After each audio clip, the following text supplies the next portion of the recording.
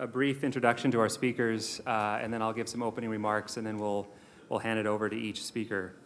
I'm joined today by Alberto Ruisanchez. He's a deputy chief in the Civil Rights Division of the U.S. Department of Justice, where he works to enforce federal laws that prohibit discrimination. Mr. Ruisanchez currently works in the Disability Rights section of the Civil Rights Division and helps to enforce the Americans with Disabilities Act, which prohibits discrimination against individuals with disabilities.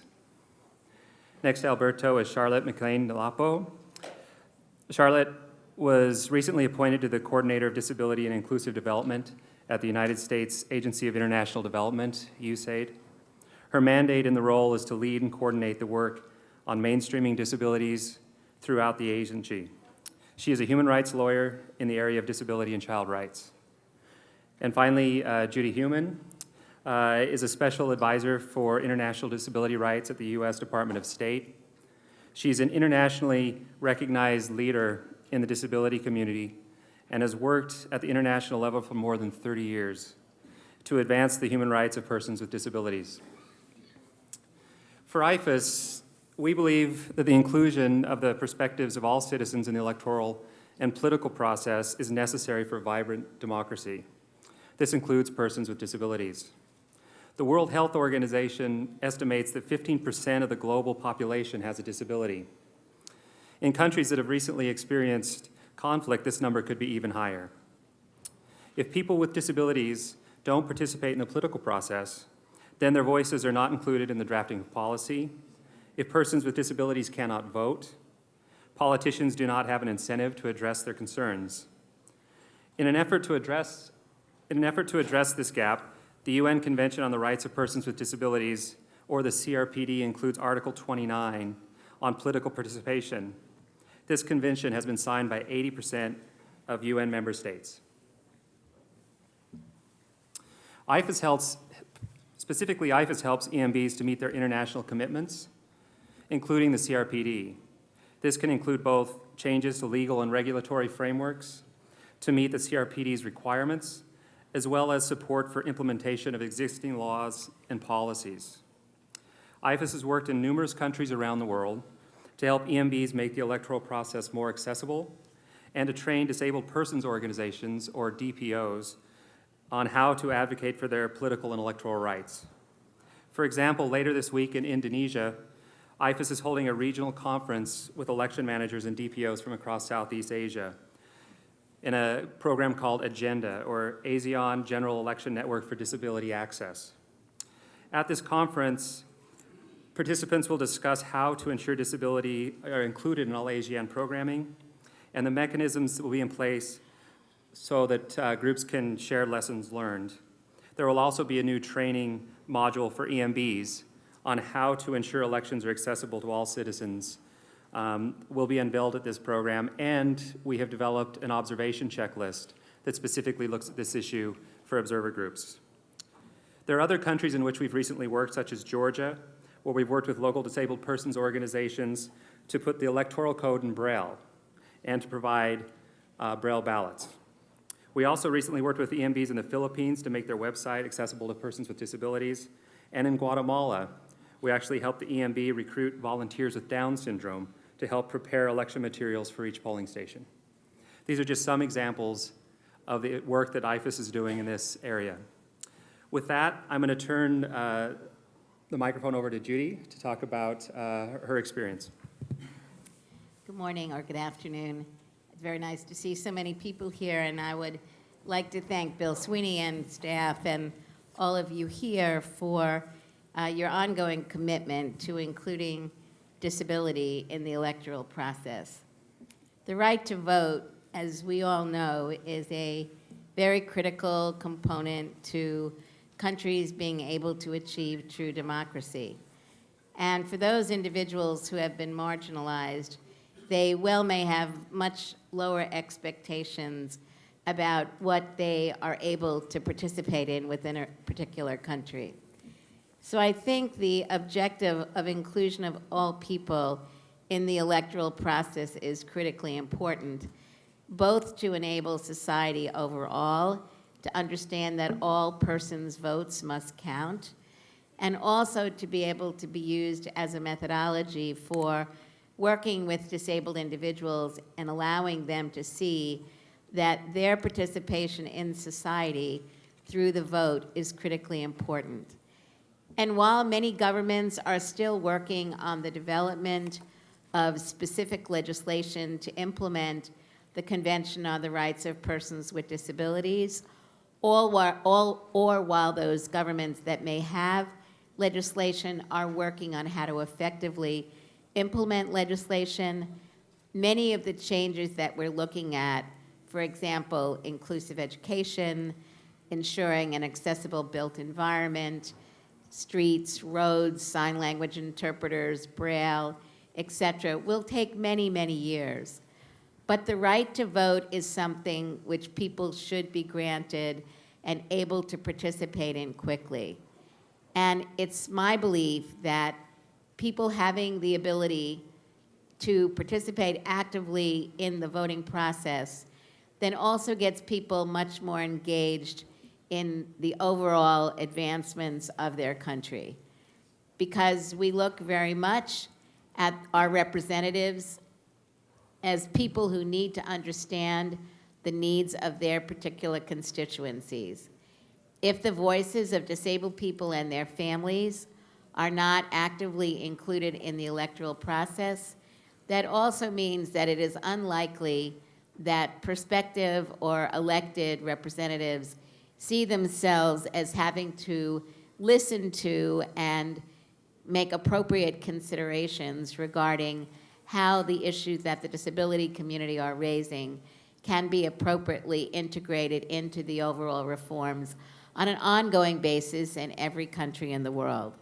So I view the electoral process as being really in some way one of the most important tools to be utilized. We talk with people, disabled people's organizations, human rights organizations, other governments and other civil society organizations, and we talk about the importance of having clear messages to be able to deliver to appropriate elected persons and people in political positions and civil service positions within governmental agencies in respective countries. So I feel that one of the critical roles that you all can be playing is in looking at ensuring accessibility of polls and the ability for disabled people to come and exercise their right to vote is to also assist people in understanding the broader consequences of a free and open electoral process. In the United States, this is an issue that we have been working on for many years, as have many countries. The ability to really help create an agenda of the types of changes that our government needs to implement in order to remove barriers that enable disabled people and family and friends to be able to equally participate within our society. The right to vote and the right to participate in elections, actually, that legislation, I believe, came about a good number of years after we had some of our first civil rights legislation and human rights legislation in the 1970s. But it has become very apparent that the need to play an active role within our political process, being able to put forth platforms that the disability community believes is important, is critical. So you can see in the United States, in some of the political parties, very active voices and caucuses of disabled individuals that are working actively both at the local level and at the county level, state and national level, to really advance an agenda. An agenda meaning that they want the political parties, they want people who are running for office and people who are in elected positions to recognize that in the case of the United States, there are about 57 million disabled people, and our voices need to be heard. You can see that this process of engaging disabled people in elections, in the development and implementation of policies, all come very nicely together. And as we look back over the last few decades, where the voices of disabled people have become more engaged in the political process, it also means that when people are elected to, for example, presidents, the Obama administration and the Clinton administration appointed a very significant number of disabled individuals to high-level positions in governmental agencies across the United States. Those people were selected based on qualifications. It wasn't people that were selected because they had given a lot of money to the party, but it meant that it means that in the day-to-day operation of many of the governmental agencies, there are now disabled people in senior positions who are able to influence policies that are being both developed and implemented. It means that the voices of disabled people can be much more involved in the budgetary process, which is an ongoing process. We see this engagement also very much influencing the work that's going on in the United States with the Convention on the Rights of Persons with Disabilities. The United States has signed the convention. We have not yet ratified, but we have a very active civil society organization called the United States International Council on Disability, which has been working in a bipartisan way with Democrats and Republicans, some with and without disabilities, who have come to recognize the importance of the disability vote within the different constituencies. And it's that group that has been doing a significant amount of work to get both Democrats and Republicans to learn more about why we believe it's important for the Convention on the Rights of Persons with Disabilities to be ratified. Obviously, that work is going on jointly with the current administration and federal agencies that have been involved in the development of the necessary documents that had to be submitted to the United States Senate. Our hearings have now been held. The bill has been voted out of the committee, and we're hoping that a vote on the Senate floor will occur before the end of this year. But I truly do not believe that we would be in the place that we are now with the Convention on the Rights of Persons with Disabilities if we, in fact, were not more organized as a disability community, really looking at the entire breadth of what needs to happen. So now we have more national organizations with more influence, and for example, both of the Mitt Romney and President Obama were invited to send representatives to a discussion with disability organizations to listen to their platforms, the work they've specifically done in the area of disability.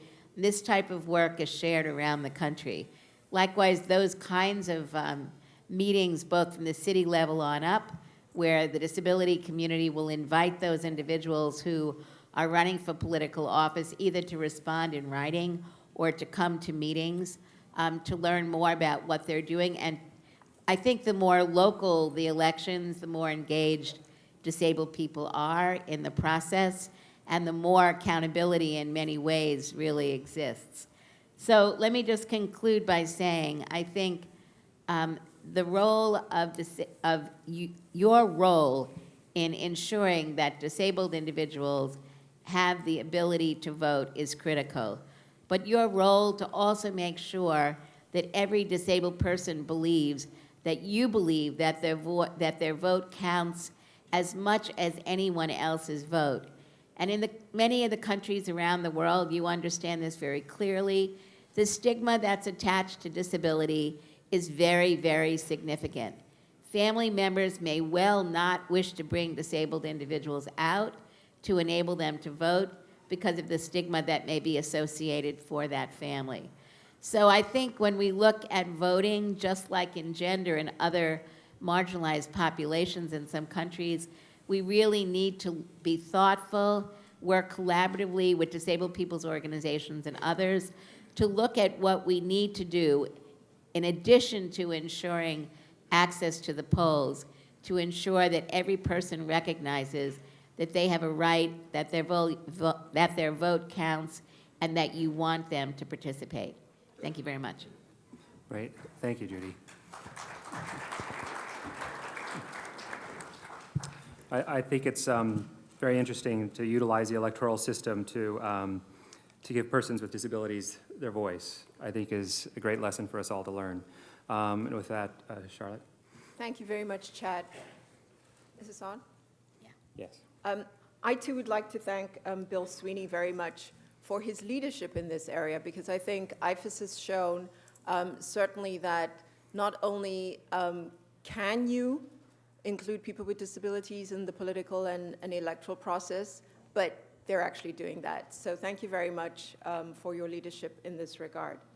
I wanted to say a bit about USAID and what USAID thinks about inclusion of persons with disabilities and what type of policies we have in place. But before I do that, I do want to just underscore the point that Chad made, and that is that people with disabilities make up 1 billion of the world's population. And if we think about that, you know, this is a really significant population. So it's not an insignificant population. It's also a population that exists in each and every one of your countries. And that too is important to remember. It's also a population that's not a shrinking population, but it's a growing population. And it's a growing population because of natural disasters, because of war, because of disease. I mean, there are a lot of causes for that. But it's just, I think it's just important for us to recognize that we're not talking about a few people, we're talking about 15% of the world's population. So why is this so important for an agency like USAID? Well, I think for USAID, we feel that all people should participate in political life, and all people should be engaged in electoral processes. In 1997, USAID was the first bilateral donor that put in place a policy that requires all of USAID's funding to include persons with disabilities. And so we have a non-discrimination policy on disability. In addition to that policy, we have 2 directives. One directive requires that all buildings built with USG funding must be accessible to persons with disabilities. That would include polling stations and everything else. The other directive is the requirement to include disability in all contracts and grants. Now, this was 1997 and 2000 that the directives were developed. And I'd just like to add here that the world has changed quite a bit since then. And we're seeing that there are a lot more bilateral donors that are requiring the inclusion of persons with disabilities in their programming. So this is definitely a trend, and it's a trend that's happening in the countries that we work. Chad mentioned that 80% of the UN countries have ratified the Convention on the Rights of Persons with Disabilities, which really means that most of the countries in which we live in have ratified this convention, and so now there is a legal requirement. There's a legal obligation for those countries to ensure that people with disabilities can participate in political life and in the electoral process. So what are some of the things that we have done at USAID? Well, one of them is to support implementing partners to include persons with disabilities in their political and electoral processes. So we've worked hand in hand with the State Department and IFES in various countries in Latin America. We've worked in the East Asia region to include people with disabilities. And it's certainly something that we would like to see happening in all of our democracy, rights, and governance programs. And I think that this is really something that we would hope that you would also reach out to our missions to. And in that regard, I would just like to bring to your attention that there's a new grant that that's coming out of the Center of Excellence, Democracy, Human Rights, and Governance for $29.27 million for FY12. And this is a grant to support the implementation of elections and political processes. And one of the key areas that the grant is focusing on is marginalized groups and unmet needs. The grant is a grant that comes from the missions, so it will be important for you when you get back to your capitals to meet with the USAID missions and talk about this grant and think about, what are some of the possible unmet needs for the next election, how you can assist and address the issue of marginalized groups or vulnerable groups, in particular persons with disabilities. So I think that this shows you that the agency is not only committed to the inclusion of persons with disabilities by way of our policies, but we're making sure that we're providing resources to make sure that this is actually happening, so that it's being operationalized. And again here, I really would request you to reach out to the various missions to see how you can help them think through what are some of the key issues in your countries for persons with disabilities going forward. I also just want to offer that there are some really good practices out there. I think there's some countries where we've begun to see the inclusion of persons with disabilities in the electoral processes. Chad mentioned the development of a training manual. That's really important. But there are some examples. I can give you one example, for instance, was the South African Independent Electoral Commission developed a handbook for their electoral process there. And what they did there was to contract out that piece to a deaf association in South Africa. And to Judy's point, the expertise resides in many of the countries in which we live. And that expertise is often amongst disabled people's organizations. So as people who work in electoral commissions, I think that this is a natural partnership to engage in. So bringing them together, bringing them to your offices, having discussions. I think the first thing is to identify what are the specific barriers that people with disabilities experience in the countries that you come from in relation to the political process and the electoral system. It may be physical accessibility, but it may be a whole range of other issues. And so I think having that space and having that dialogue is a very good start. I think that then would take you to the second point, which then says, how do we begin to address these needs? And that, too, is with the participation of persons with disabilities.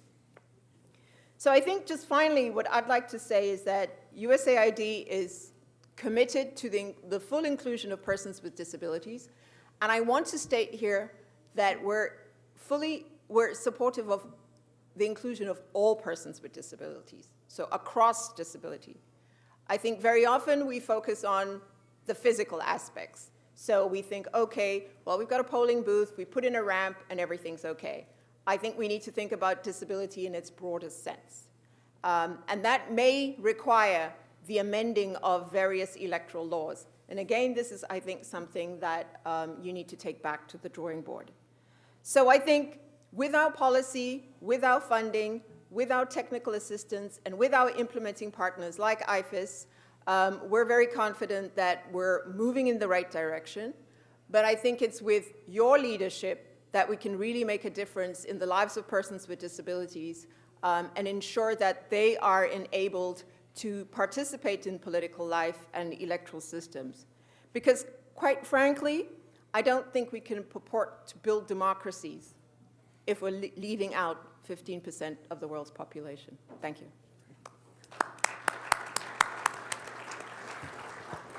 I think there are 2 points that I feel like I ought to stress, is that the comment that the expertise resides in your countries, it's completely IFES's experience as well. That many of the DPO groups in which we come in contact with are incredibly talented and very good partners for us to work with you and to advance this issue. And I think the Agenda conference that we're doing in Indonesia is an illustration of this. Also, when you said all people should engage in political life, for those that have ratified the CRPD, it's actually a requirement that you allow them to engage in political life. So with those two comments, Alberto? Thank you. I'd like to thank Chad and IFES for hosting this wonderful event and for inviting me to participate here today. I'd like to also thank all of you for being here today. You're the ones who affect change in your communities, in your countries, and so it's very important for us to be able to address you, and we thank you for the opportunity to do that. I want to speak very briefly today about voting accessibility for persons with disabilities in the United States. We're going to be talking about three specific issues. The first issue I want to talk about are the federal laws in the United States that deal with accessibility in voting. Then I want to talk about how these laws are enforced in the United States. And then I want to briefly talk about technology that's used to make voting accessible. So those are the three topics that we'll address today. Now, before we go any further, I think it's important to define what it is that I mean when I'm referring to accessible voting. A voting system is accessible in the United States if it meets the following goals. If it allows privacy, that is, it allows the person with disability to vote in private. They don't have to announce to a poll worker or others who they're voting for. So it allows that privacy component to be respected. The next thing accessible voting allows is for independence. It allows people with disabilities to vote independently if they choose to do so. So they're not required to use the assistance of poll workers or other individuals if they don't want to. An accessible voting system also is integrated, and what that means is there isn't a separate process for people with disabilities versus the process that is provided for others. It's an integrated process. They vote together in the same context and the same experience. And lastly, an accessible voting system is one that is equally effective and efficient. It has to be the same level of efficiency and effectiveness. So that's what I'm referring to by accessible voting. It's a program that allows people with disabilities to vote privately, independently, in an integrated context, and equally efficient and effective as others.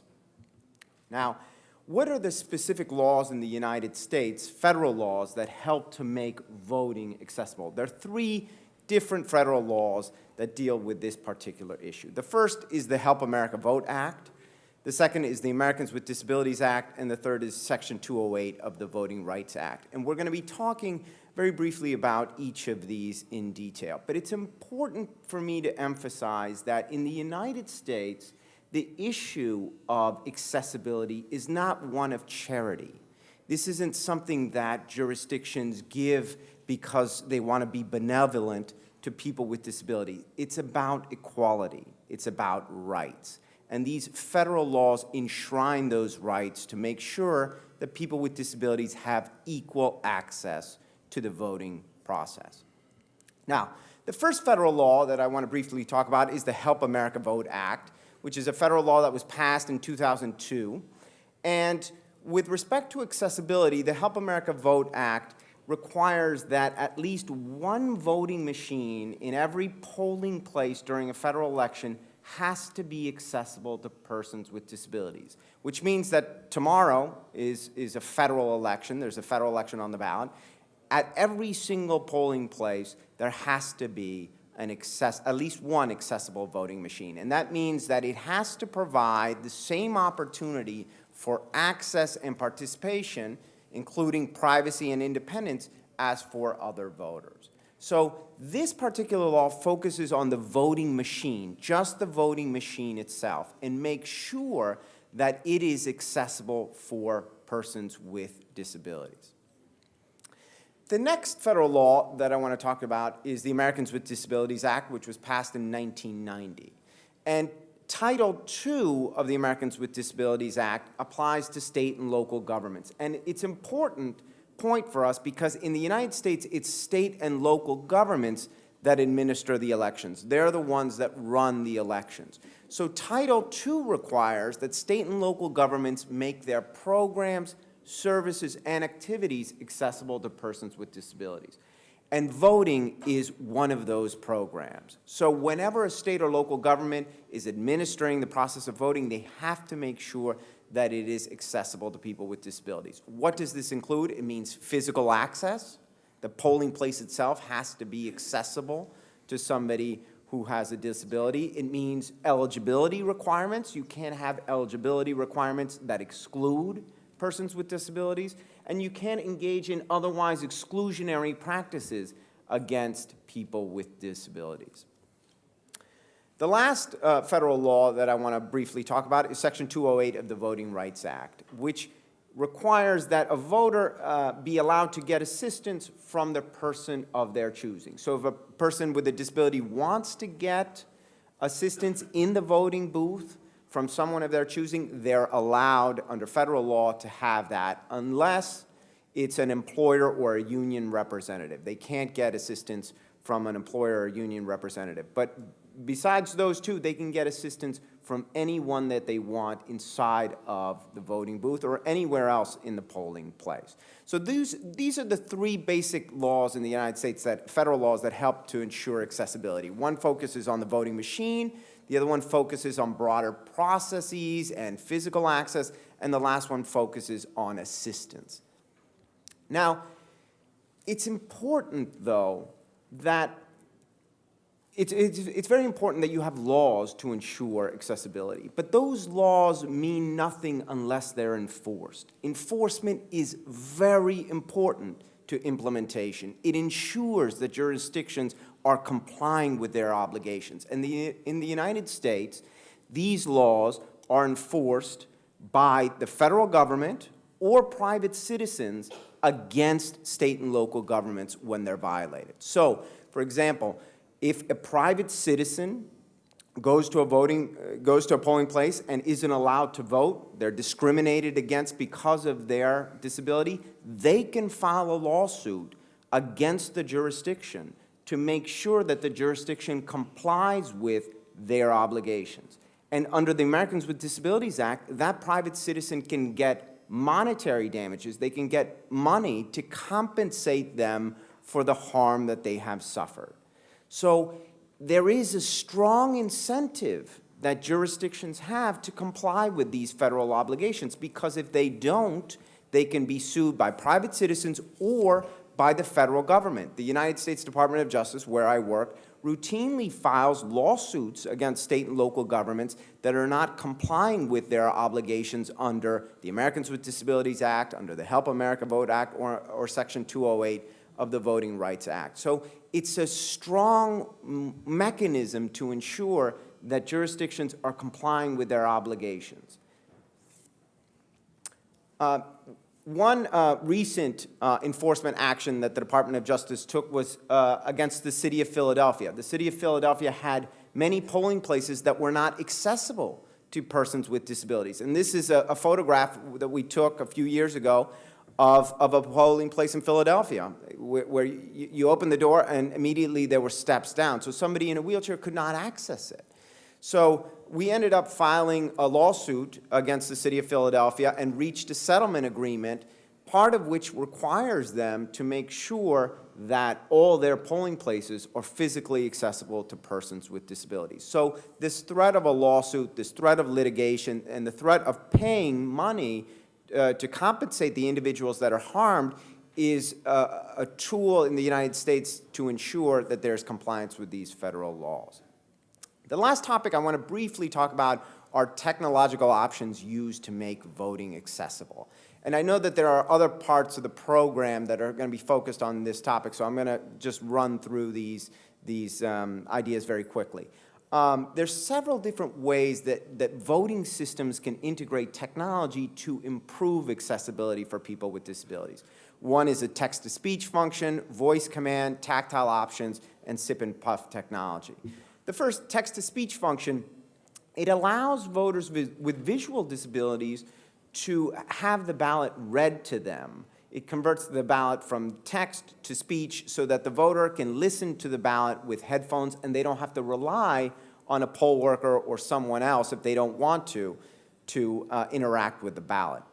Another is voice command. Voice command enables the voter to vote and mark the ballot by voice rather than marking the ballot physically. And so this is a way that people who don't have use of their hands or arms can mark the ballot independently and privately.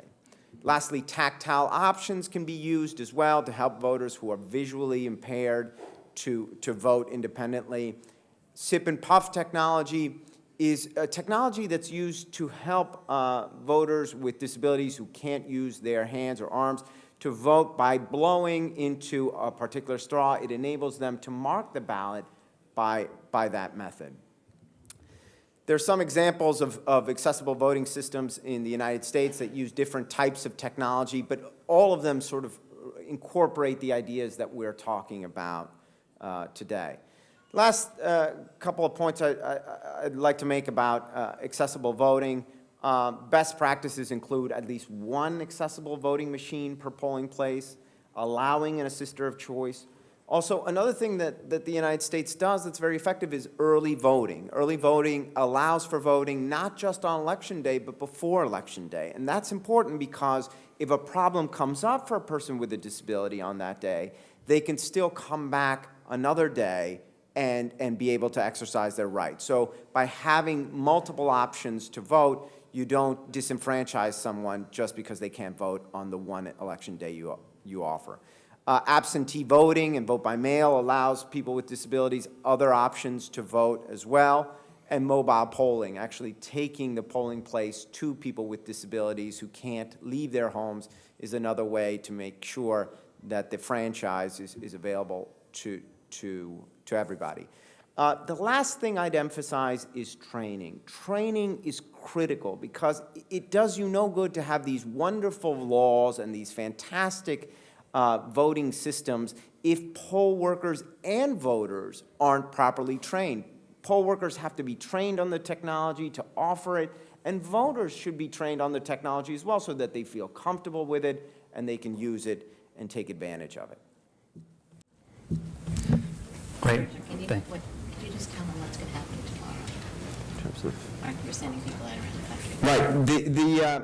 With respect to tomorrow's election, the Department of Justice sends monitors all over the United States. And these are employees of the Department of Justice and of the Office of Personnel Management, OPM. And we send these individuals to jurisdictions all over the United States to monitor the elections, to document any problems, to ensure that these federal laws are being complied with. And if they're not, the Department of Justice then will collect all this evidence and bring enforcement actions, file lawsuits against those jurisdictions that are not complying with the laws to make sure that they are, in the future, that they comply with those laws and they compensate those individuals who have been harmed by exclusionary practices. And this is not just in the area of disability. Right. It's not just disability focused. It's also race, any exclusion or discrimination on the basis of race, color, language, minority status, and disability. So the whole program is designed to ensure that people get to exercise their right to vote in a way that doesn't harm them or exclude them or provide obstacles to them that other individuals don't have to face. And I think what's important about this is that, you know, the overall principles of the Convention on the Rights of Persons with Disabilities, in our case, the Americans with Disabilities Act, in your countries you have your own specific laws, but the premise behind these laws is that the inclusion of disability is what we're looking at. So by getting agencies like the Department of Justice, who will be going out tomorrow looking at problems that may exist, they have people that are knowledgeable in multiple areas who will be able to address, as Alberto was just saying, race, ethnicity, disability, whatever the particular issue may be. And I think that's ultimately where we're looking at, where we don't have to be stovepiping the knowledge that people have to have, but rather looking at the inclusion of human rights and civil rights laws being administered appropriately by appropriate agencies. Chad, If I may, I think it's also important that we think about the political process and the electoral process in its broadest possible form. So I think it's really important that we think about the constitutional designing process as well, and how we ensure that persons with disabilities are part of those processes. And the funding that I mentioned earlier on the USAID funding, it will also cover constitutional design processes. So again, I think, it's not about just ensuring that people with disabilities arrive at the polling station. It's about ensuring that people with disabilities are part of the entire process, and ensuring that people with disabilities are also on the ballot papers, because that really then allows for voice and for full participation. Right. I think several issues that have come up that I think we all have to be aware of is moving this conversation into a rights-based discussion rather than a charity-based discussion. It's the right to participate in the political process. Also, many countries in which we work, in fact, do have laws that protect these rights, but there's an enforcement issue many times that may be training or other resource issues. But these are things that I think we all can work on. So I want to thank the panel very much for the discussion, and we will open it up to questions. As before, we have people in the room. If you raise your hand, they can bring a microphone, or if you want to write your question, you can write it as well. Thank you very much. My name is Elizabeth Nelson. I'm the acting chairperson of the National Elections Commission in my district. Can you put the mic a little closer? The rights of people with disabilities doesn't start with voting. It starts with their involvement in the entire electoral process. USAID has been helping young democracies across the country in building electoral houses. But for some of the houses that we see, lacks facility to enable people with disability to have access to the building itself. So I'm raising this question because of what you said, of the aid that's been provided. USAID, as USAID, constructed these houses, electoral houses, but lack basic facilities. So this is one of the concerns that we have. How do we encourage them now to take part in the process? Because you have to sit with them, you have to listen to them, So this is my question. That's the irony. Charlotte, you want to? Yeah, sure. I mean, I think, first of all, the responsibility is on the particular country to ensure that polling stations are accessible. As I mentioned, one of the directives for USAID's work is that all USG funding for any construction needs to ensure that the construction is accessible. But the legal obligation is really on the country X to ensure that polling stations are accessible to its citizens. But I think it's, again, as I said, this particular funding that I mentioned will help countries meet their unmet needs. And unmet needs may be, in this case, addressing issues around physical accessibility. The only other thing I would add is if you have questions about how to make a polling place accessible, the Department of Justice has information on its ADA website, www.ada.gov, that explains what the proper checklist is to make sure that each polling place is accessible. How wide doors have to be, how inclined a ramp can be, and all the specific details. So that website will help you get more information about that issue. And I'd also suggest that you can go to the USAID embassy and talk with them maybe in advance of an election, months out, if you have some questions. Some of the embassies have people on staff who are knowledgeable on architectural barrier issues and might be very happy to sit down and go over what you're looking at doing. And I'll just say finally that, as was mentioned earlier, many times the DPOs in your community itself are going to know better than any of us. And if you have them involved in the planning process early, you'll be amazed at how many of these things are easily addressed. And there's, in my experience, a lot of political will to do so if you just have the knowledge that it needs to be done. Another question? My name is Fonkam Azo. I'm the chairperson of the Electoral Commission of Cameroon. I wish to thank the speakers for their various insights on this, the problem of disabilities. As someone running an EMB, we understand the need for an inclusive system. But this is not a problem we can divorce from the funding, because it takes a lot of money, for instance, to make provision for persons who are visually impaired, for instance, to vote. Certain forms of disability we can address more easily. For instance, questions of mobility, in spite of the fact that people may have to be assisted if there are no ramps. So I just wanted to share this with you because back home in Cameroon, we're trying to put in place an inclusive system, but we've discovered it's very expensive. During the last election we held in Cameroon, we had a number of pilot centers for persons to vote with Braille, tactile voting. But it's also expensive. And visually impaired persons as well, persons who are dumb and deaf, we discover also that we need to train people to be able to take care of them. So I think it's all a question of cost. So the legal framework is not enough because if there are laws, good laws, that take into consideration these questions of disability and you do not have money, you cannot obtain blood from a stone, from a rock. So I just thought I should share this with you, and we have the USID. The USID is coming back into Cameroon. We would discuss with them to see if there's any form of assistance. We have certain NGOs which are also working with us, like Sight Savers, for persons who are visually impaired. Thank you. Well, I mean, it's a comment, and I certainly hope that once we're back in Cameroon, that we can begin to have that discussion to see how we could potentially support the unmet needs of persons with disabilities and help facilitate their voting.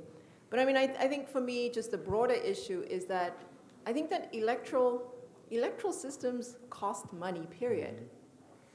And I think if we decide, I mean, not if we decide, we have a legal obligation to make them inclusive. And yes, it costs money, but these are our citizens, and we're required by law to include them. And then I would also hasten to just add that sometimes making systems accessible or places accessible is actually not that expensive if you do it up front. I mean, you know, I think if you're going back to retrofit something, it can be terribly, terribly expensive. But if you, from the beginning, plan into your work that you will be including people with disabilities, you cost it in advance, then I think you can work around some of the costs. And they are low-cost options. The fact that Sight Savers is in Cameroon is wonderful because I'm sure they have lots of ideas, low-cost ideas, that could be used to ensure that people who are visually impaired are able to cast their vote. I mean, I'd also like to say that if there's difficulty in getting things brailled, it probably means that there's a bigger problem within the country, and the ability to address the issue of helping countries, and Sight Savers and the blind organizations would know this, about whether or not there is an adequate system in place for brailing. But helping to get something like that in place means that when it comes, in this case, to the election, there would be a place to go that would be able to braille ballots. So I think it's an institutional problem beyond just elections, but it's one that the election commissions can really be highlighting, and that when you solve that issue, it'll have a broader impact across the country. Right. I also think that, and this is one of the main purposes of our Southeast Asian Association, is for lessons learned, for EMBs to learn from one another what are some of the lower cost options to make voting accessible.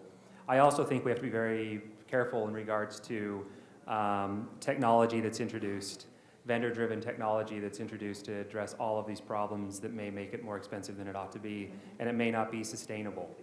I think you have to also be thinking of what's sustainable when you're introducing new technology in this field as something else to keep in mind. But I think regional associations of EMBs or conversations like this one can highlight less expensive ways, and pre-planning, as was suggested earlier, is probably the key to that.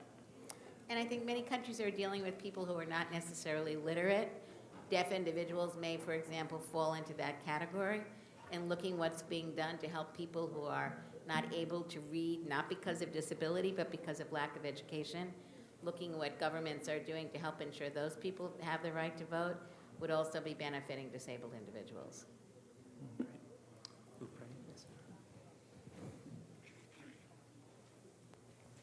Thank you very much. Actually, I'm a little worried about the inclusiveness in the political process itself.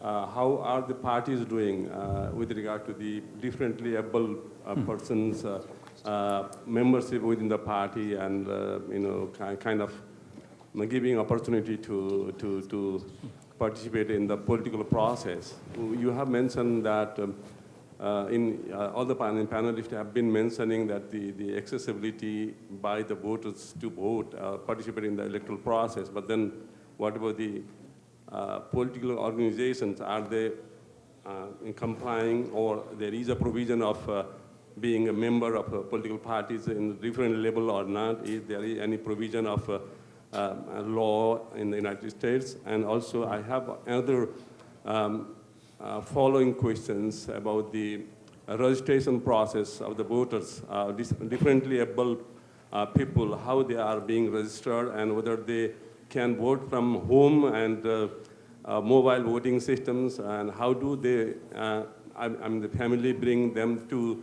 the registration center, if that is available or not, and what can we do in our countries when we have to do such a big thing, which is very costly also.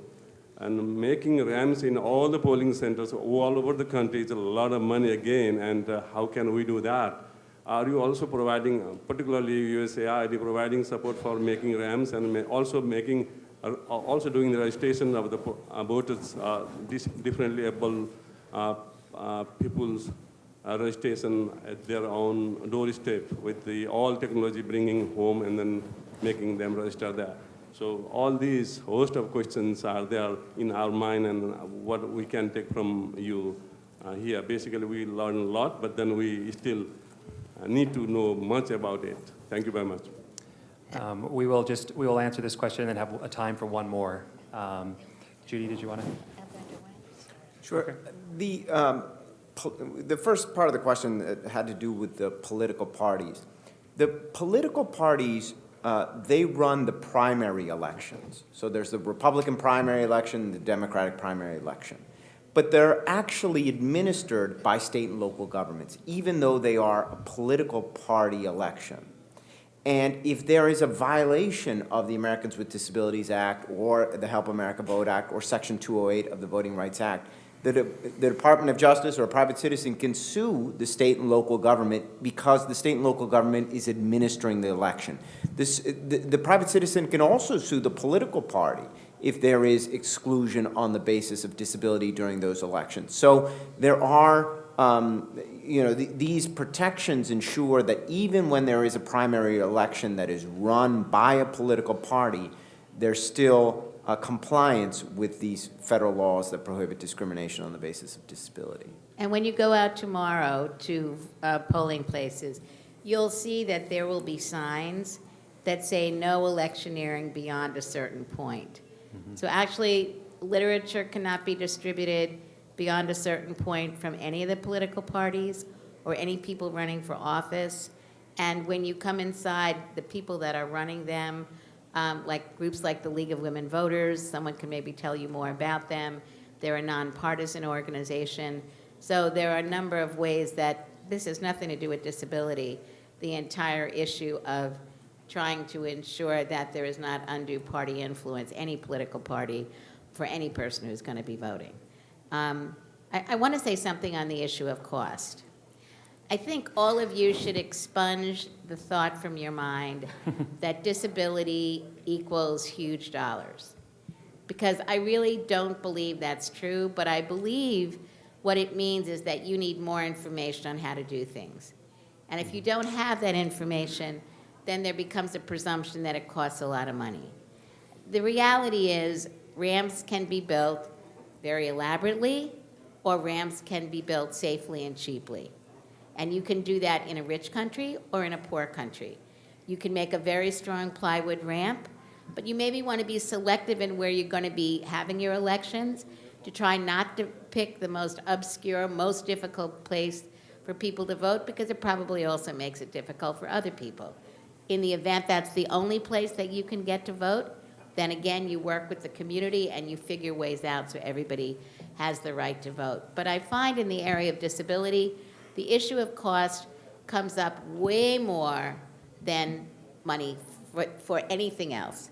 And so that to me is a sign that says, instead of saying it costs a lot of money, one should say, I need assistance to understand how to better do this. You know, then you can allocate funds for it in your budget like anything else. Yeah, just to follow up on that point, I mean, you know, the photographs I showed you of the city of Philadelphia, that was the first argument that they raised. They said, this is going to cost too much money. And we said, well, let's look at what facilities you have. Before we start building anything, let's see what you have that's accessible and see what we can move to an accessible location. And if that's not possible, we used in many locations temporary ramps that they bring out just on election day. They were not as costly as they were thinking at all, and we were able to work with the jurisdiction. If there's the will, there is, and some will and a little bit of creativity, a lot of these issues of accessibility can be resolved at little or very little cost. So I think that it's just a matter of having the right sort of focus, creativity, and working with actual people with disabilities and organizations to make sure that some of these locations are actually chosen with accessibility in mind, and if not, then fixed with temporary remedies. I just wanted to say a word about political parties writ large. I think we're beginning to see, certainly from the South, a lot more parliamentarians with disabilities. So it means that people with disabilities are engaging in the political process. I think particularly from the African continent, we're seeing a huge number of parliaments that include people with disabilities. And I think, again, this is a good practice, and it's something that I think we should think about, you know, going forward. And I also want think, to. go ahead. Sorry. Also want to say that in getting back to some of the points I was raising earlier, the reason why it's important for disabled people to be able to vote like everyone else, even though they may need I and others may need an accommodation. I mean, I voted on Saturday, and the person who was there helped me vote because I couldn't press the buttons. And, you know, she was a non-political person. I asked her and I watched, and she did exactly what I wanted her to do. So I didn't cost anything. There were people there. I didn't ask for them to bring anybody else in. I could have done it another way. It was fine with me to do it that way. But on the issue of inclusion, I really need to drive this point home, that the discrimination that goes on against any group within your country begins to get addressed when people begin to participate in normal activities, of which elections should be seen as one. And the ability for people who have all different types of disabilities to be able to participate in everything, including the election process, is very important, because it does begin to get policymakers and others, as I said earlier, to recognize that this is a group of people that they need to pay attention to. When I was first working in Berkeley, California, and we started registering people to vote, it was nonpartisan when you register people. It was very clear to the people running for mayor and the people running for city council that we had a very, very high rate of registration, and we had a very, very high rate of voting. And what that meant was everyone running for office wanted to make sure that they had an opportunity to talk about what they were doing in the area of disability. And that was very important, and that's what I see as the ability of inclusion of women, other minority groups, disabled individuals, and also in looking at the electoral reforms, getting all these groups working together for whatever it is they wish to be working together on, and to be looking at the inclusion of disabled people in whatever is happening. Removing the stigma, ensuring inclusion will have a very significant effect long-term in countries across issues within the society. Great, thank you. We've run out of time. I'm sorry about not being able to answer any more questions. But I want to say that I think Judy's point was a good one to end on.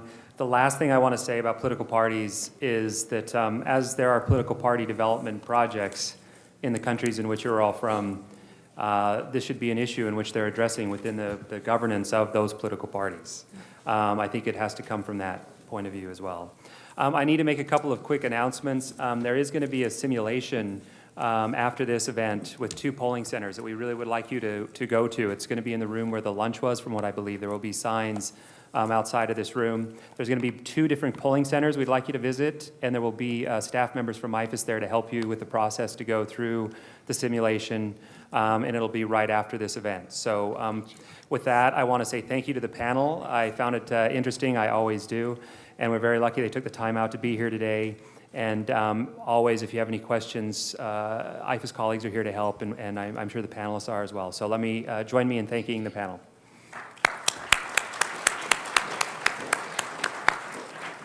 Great. That's it. Thank you very much.